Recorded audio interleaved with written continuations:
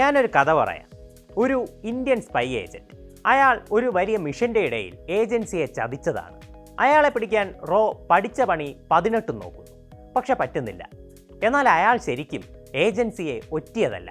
അയാൾ രാജ്യത്തെ രക്ഷിക്കാൻ വേണ്ടി അയാളുടേതായിട്ടുള്ളൊരു മിഷന് വേണ്ടി ഇറങ്ങി പുറപ്പെട്ടിരിക്കുകയാണ്. ഇതിനിടയ്ക്ക് നായികയുമായിട്ടുള്ള കുറച്ച് റൊമാൻസ്, ഒപ്പം ഒരു ബിക്കിനി സോങ്. അവസാനം നായകൻ വില്ലൻ്റെ അടുത്തെത്തുന്നു. പവർഫുള്ളായ വില്ലനെ എങ്ങനെയൊക്കെയോ ഒരു പാടുപെട്ട് രാജ്യസ്നേഹിയായ നായകൻ തോൽപ്പിക്കുന്നു. അങ്ങനെ അയാളുടെ സത്യസന്ധത ഇന്ത്യൻ സീക്രട്ട് ഏജൻസി തിരിച്ചറിയുന്നു. ഇത് ആക്ച്വലി ഒരു സിനിമയുടെ കഥയാണ്. ഏത് സിനിമയാണെന്ന് പറയാമോ?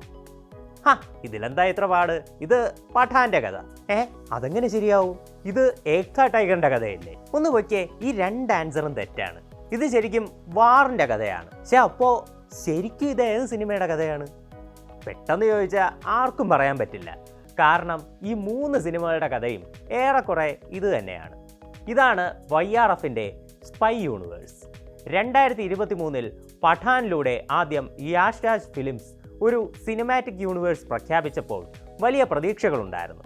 എന്നാൽ പിന്നീടാണ് മനസ്സിലായത് ഒരേപോലെയുള്ള ക്ലീഷേ കഥകളെ ന്യായീകരിക്കാനുള്ള ഒരു തന്ത്രം മാത്രമാണിതെന്ന്.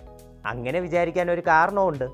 യൂണിവേഴ്സ് പ്രഖ്യാപിച്ച് തൊട്ടടുത്ത് പുറത്തിറങ്ങിയ സിനിമയാണ് ടൈഗർ 3. ടൈഗർ സിന്ദാ ഹേ പോലെ ഒരു പക്ക ആക്ഷൻ എൻ്റർടൈനറിൻ്റെ യാതൊരു ക്വാളിറ്റിയും പുലർത്താത്ത സിനിമയായിരുന്നു ഇത്. പഠാൻ വൻ വിജയമായതുകൊണ്ട് തന്നെ അതേപോലെയുള്ള സ്റ്റാർ വാല്യൂ ഉള്ള വില്ലനെ വെച്ച് ഗ്ലാമർ രംഗങ്ങൾ ഉൾപ്പെടുത്തി ഒരു ഗസ്റ്റ് റോളും അങ്ങ് ആഡ് ചെയ്ത് പുറത്തിറക്കിയ സിനിമയായിരുന്നു ടൈഗർ 3. കഥാപശ്ചാത്തലത്തിന് മാറ്റമുണ്ടെന്നല്ലാതെ അവതരണമൊക്കെ പഴയ വീഞ്ഞ് പുതിയ കുപ്പിയിലാക്കിയത് തന്നെ. എന്നാൽ ടൈഗർ 3യുടെ പോസ്റ്റ് ക്രെഡിറ്റ് സീനിൽ ഒരു വൻ സംഭവം ഉണ്ടായിരുന്നു. പക്ക ഡാർക്ക് ടോണിൽ ഹൃത്തിക് റോഷനെ അവതരിപ്പിച്ച് വാർ 2ൻ്റെ ചെറിയൊരു പ്രൊമോ. അങ്ങനെ ഡാർക്ക് ടോണിലുള്ള ആക്ഷൻ ത്രില്ലറാണ് എല്ലാവരും പ്രതീക്ഷിച്ചത്. എന്നാൽ ട്രെയിലറിലുള്ളതാകട്ടെ YRFൻ്റെ സ്ഥിരം പാറ്റേണിലുള്ള എലമെൻറ്റുകൾ തന്നെ.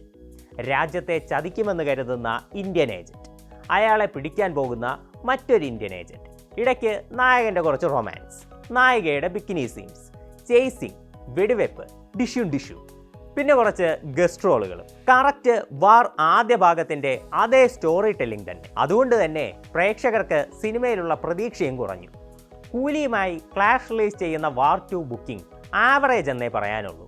നോർത്ത് ഇന്ത്യയിൽ യാതൊരു ഹൈപ്പോ വൈഡ് റിലീസോ ഇല്ലാതെ തന്നെ കൂലി പ്രീ ബുക്കിംഗ് കളക്ഷനിൽ വാർ 2വിനേക്കാൾ ബഹുദൂരം മുന്നിലാണ്. അതും യാഷ് രാജ് ഫിലിംസ് 90% IMAX സ്ക്രീനുകളും 60% മുകളിലെ മൾട്ടിപ്ലക്സ് സ്ക്രീനുകളും വാർ 2വിന് വേണ്ടി ഫ്രീസ് ചെയ്ത് വച്ചിട്ട് പോലും. പിന്നെ വേൾഡ് വൈഡ് മാർക്കറ്റ് നോക്കിയാലും ഹൈപ്പ് നോക്കിയാലും വാർ 2വിന് സ്പൈ യൂണിവേഴ്സിൻ്റെ വലിയൊരു അഡ്വാൻറ്റേജ് ഉണ്ട്. എന്നിട്ടും ബുക്കിങ്ങിൽ കിതയ്ക്കുന്ന കാഴ്ച.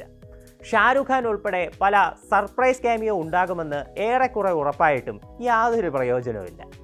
വാർ ആദ്യ ഭാഗത്തിന് സ്പൈ യൂണിവേഴ്സ് എന്നൊരു ഫാക്ടർ ഇല്ലാതെ തന്നെ ആദ്യ ദിനം 52 കോടി രൂപ നെറ്റ് കളക്ഷൻ നേടാനായി. എന്നാൽ 6 വർഷങ്ങൾക്ക് ശേഷം റിലീസ് ചെയ്യുന്ന 2ാം ഭാഗത്തിന് 30 കോടി കിട്ടിയാൽ തന്നെ ഭാഗ്യമെന്നാണ് എല്ലാവരും പറയുന്നത്. എന്തായാലും ഇപ്പോൾ കിട്ടുന്ന തിരിച്ചടി YRF എന്ന ഭീമൻ പ്രൊഡക്ഷൻ കമ്പനിക്ക് ഒരു പാഠമാണ്. വമ്പൻ സ്റ്റാർ കാസ്റ്റിംഗിലല്ല, സിനിമയുടെ കഥയിലാണ് കാര്യമെന്ന പാഠം. സൗത്ത് ഇന്ത്യൻ സിനിമകളോട് ക്ലാഷ് റിലീസിന് തുനിയുമ്പോൾ ഒന്ന് സൂക്ഷിക്കണമെന്ന പാഠം.